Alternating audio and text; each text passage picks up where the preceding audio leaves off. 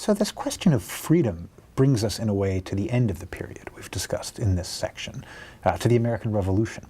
And I think many people treat the Declaration, not just in the United States, but globally, as a watershed in this Enlightenment vision of freedom. All men, and of course they say men, are created equal, endowed by their Creator with certain inalienable rights, life, liberty, the pursuit of happiness. What does this revolutionary concept of freedom mean for women? Well, of course, it's quite different from the concept of freedom for men, because while men can assert claims to freedom in their own right, women can assert them only through men. They lack, as the Enlightenment philosophers told us, the reason to think on their own.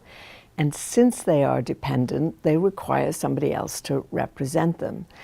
So then we have to ask the question, in what sense do women listen and hear those words of liberty and freedom that are echoed all through the revolutionary period?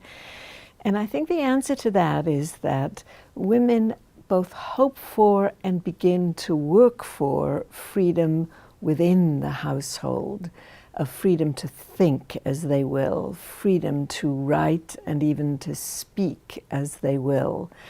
Now, those kinds of freedoms are hard fought for women, but the idea that women might have them, the idea that they might be educated, for example, in the same ways as men are, is the beginning, I think, of the glimmer that women can achieve, if not equality. That's not a word that women would use for their own conditions in that case.